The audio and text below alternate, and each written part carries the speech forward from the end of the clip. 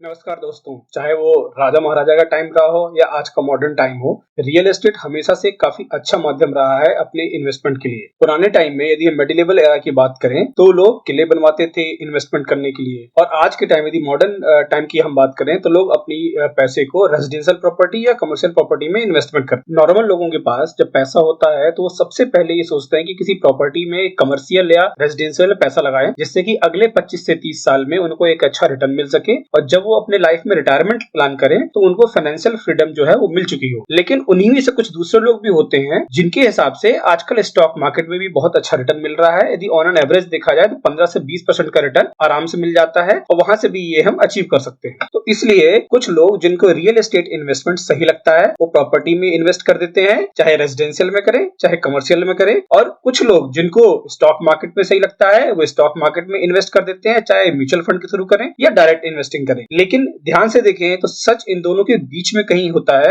और आज हम इसको ही समझने या जानने का प्रयास करेंगे कि रियल एस्टेट और स्टॉक मार्केट के इन्वेस्टमेंट का मतलब क्या होता है, और रियल एस्टेट और स्टॉक मार्केट की इन्वेस्टिंग में कौन बेहतर है आपके लिए। और लास्ट में मैं अपना पॉइंट ऑफ व्यू या सजेशन भी आप लोगों के साथ शेयर करूंगा। हम सबसे पहले रियल एस्टेट इन्वेस्टमेंट को समझने का प्रयास करते हैं। रियल एस्टेट में हम दो तरह से पैसे जनरेट कर सकते हैं, पहला रेंटल इनकम के थ्रू, दूसरा है buy at low and sell at high price. एक एग्जांपल लेते हैं इस चीज को समझने के लिए। हम मान लेते हैं हमारे पास कोई रेजिडेंशियल कमर्शियल प्रॉपर्टी है जिसका मंथली रेंट 25,000 है, 25,000 रुपया है। यदि हम साल भर का रेंटल कैलकुलेट करें तो तकरीबन वो 6 लाख रुपए होता है। हम दूसरा सिनेरियो लेते हैं, मान लेते हैं कि हमारे पास हमने कोई प्रॉपर्टी 10 लाख रुपए में परचेस की, खरीदी, और उसको कुछ सालों बाद 1 से 2 साल बाद उसको हमने थोड़ा सा हायर प्राइस में आके बेच दिया। तो इससे जो बाई और सेल के बीच का डिफरेंस हुआ वो हमारी प्रॉफिट हो जाएगी, और रेंटल के केस में जो साल भर में रेंटल आया वो हमारा प्रॉफिट हो जाएगा। इस तरह से इन दोनों में कैलकुलेट होता है। इसको हम और डिटेल में समझते हैं। रेंटल वाले सिनेरियो को हम एक सिटी में प्रॉपर्टी के बाइंग और रेंटल प्राइस को कंपेयर करते हैं और देखते हैं कि इसका रिटर्न कितना और कितने परसेंटेज के हिसाब से आता है। हमने यहाँ गुड़गांव का एग्जांपल लिया हुआ है। हम एक सिटी में 2 BHK फ्लैट का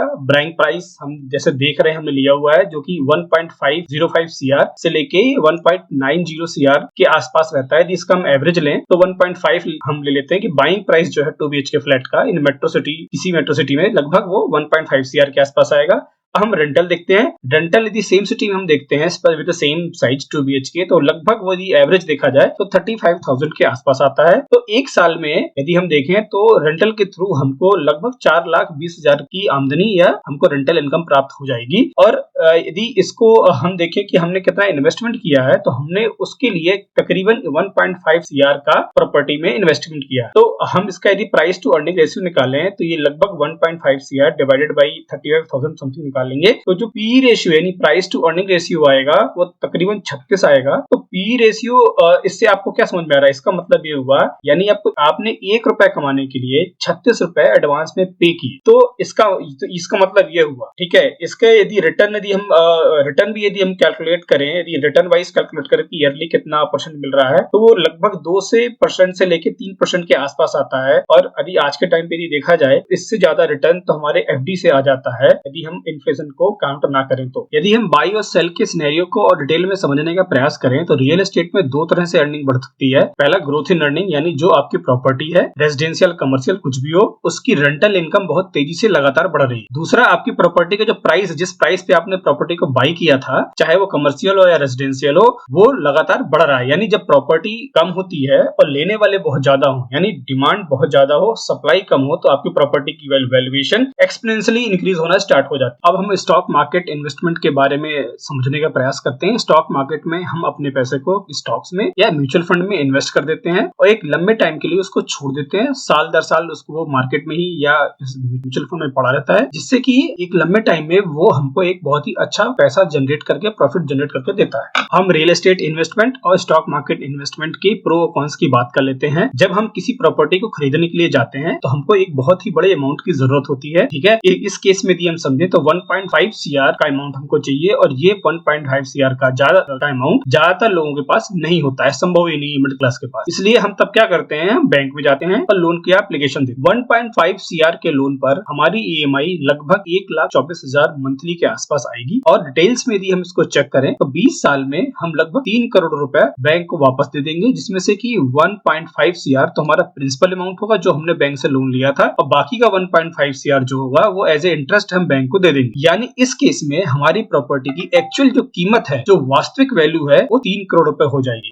और यही वो बात है जिससे ज्यादातर जो लोग होते हैं इन्वेस्टमेंट करते हैं रियल एस्टेट में, वो मिस कर जाते हैं, ध्यान ही नहीं देते इस चीज का। और इस बात की हमको क्या गारंटी है कि प्रॉपर्टी में इतना एप्रिसिएशन हो जाएगा कि वो 3 करोड़ की वैल्यूएशन को क्रॉस कर जाए। ऐसा होता भी है, लेकिन ज्यादातर केसेस में ऐसा कभी नहीं होता है और हम लॉस कर जाते हैं। अब हम इन्वेस्टिंग का सिनेरियो लेते हैं और इसको समझने का प्रयास करते हैं। यहाँ बहुत ध्यान से समझने का प्रयास करिएगा आप लोग। हम इन्वेस्टिंग में 500 रुपए से भी स्टार्ट कर सकते हैं अपनी सुविधा अनुसार, और यदि हम ये करते हैं तो हमको एक लंबे टाइम में एक बहुत बड़ा पैसा बनता है, बहुत बड़ा प्रॉफिट होता है। इसको एक एग्जांपल से समझने का प्रयास। हम मान लेते हैं हमने केवल 25,000 रुपया हर महीने इन्वेस्ट किया स्टॉक मार्केट में, और यहाँ ये हम 20 साल के लिए लगातार करते रहते हैं। मिनिमम रिटर्न हम ये मान के चल लेते हैं कि हमको 12 से 15% का मिला, और यदि हम चलिए और मिनिमम साइड ही मान लेते हैं कि 12% मिला, तो 20 साल में हमारा पैसा लगभग जो बढ़कर 2.5 CR के आसपास हो जाएगा। अब यहाँ ध्यान देने वाली बात यह है कि इस पूरे सिनेरियो में, इन्वेस्टिंग में, हमने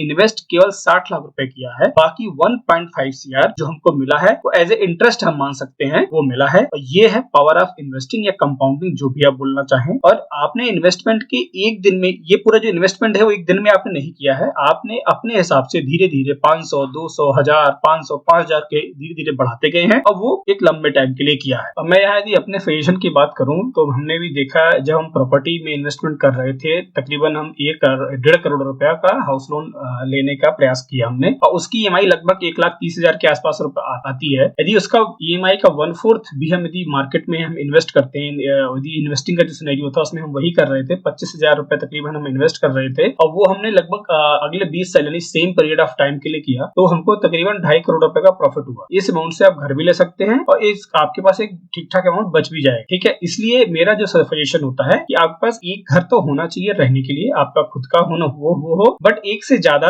प्रॉपर्टी के साइड में इन्वेस्टमेंट करने की आई डोंट थिंक सो बहुत ज्यादा जरूरत होती है। यदि आपके पास एक्स्ट्रा पैसे हैं तो उसको आप ऐसी जगह इन्वेस्ट करिए जहां से कम 12 से 15% का रिटर्न आपको जनरेट कर सके, जिससे कि इन्फ्लेशन जो चल रहा है उसको बीट कर पाए आप। और ये जो रिटर्न है 12 से 15% का, आज के दिन पे आपका स्टॉक मार्केट बहुत ही सेफर साइड रह के भी इतना रिटर्न आराम से देता है।